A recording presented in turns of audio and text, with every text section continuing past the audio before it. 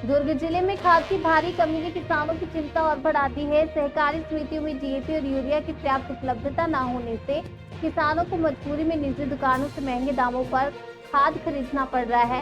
Report के मुताबिक किसान डीएपी 2200 रुपए प्रति बैग और यूरिया 1200 रुपए प्रति बैग में खरीद रहे हैं, जबकि सरकारी दरें इससे काफी कम है।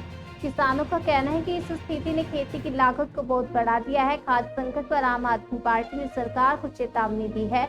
आपने आरोप लगाया कि जानबूझकर खाद की कृत्रिम कमी पैदा की जा रही है ताकि किसानों को निजी विक्रेताओं से ऊंचे दामों पर खाद खरीदने पर मजबूर किया जा सके।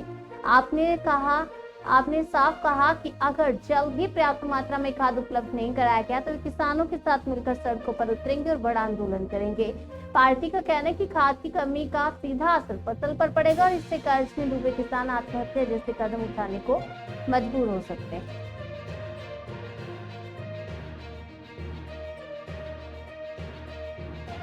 भाजपा सरकार पर इस्तीफा भी मांग रहे हैं। किसानों का क्या दुख दर्द लेकर आए हैं आप? देखिए, मुझे तो समझ में नहीं आता कि ये भारतीय जनता पार्टी की सरकार पहले तो नेताओं को चोरी करने का काम कर रही थी, बाद में धीरे से नेताओं को चोरी करते करते अब इनका इतना मन बढ़ गया कि अब वोट चोरी करने लगी, बच्चों की स्कूली शिक्षा चोरी करने लगी, बिजली चोरी करने लगी।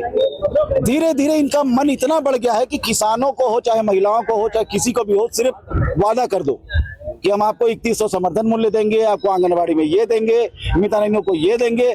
ना रोजगार का पता है, ना किसानों की खाद का पता है। जिस तरह से बच्चों की शिक्षा चोरी की गई, जिस तरह से भारतीय जनता पार्टी की डबल इंजन की खराब सरकार ने वोट की चोरी करके अपनी सत्ता हासिल की है, उसी प्रकार से अब किसानों की खाद चोरी करके मैं बार बार रिपीट कर रहा हूं कि खाद चोरी करके इन्होंने किसानों की खाद को प्राइवेट दुकानों तक पहुंचाया और किसानों को समर्थन मूल्य 3100 रुपए देने का बहाना किया और दूसरी तरफ 266 रुपए वाली खाद किसानों को मजबूर किया कि वो 1000, 1200, 1500 रुपए में खरीदे, अपनी फसल जैसे तैसे बचाएं।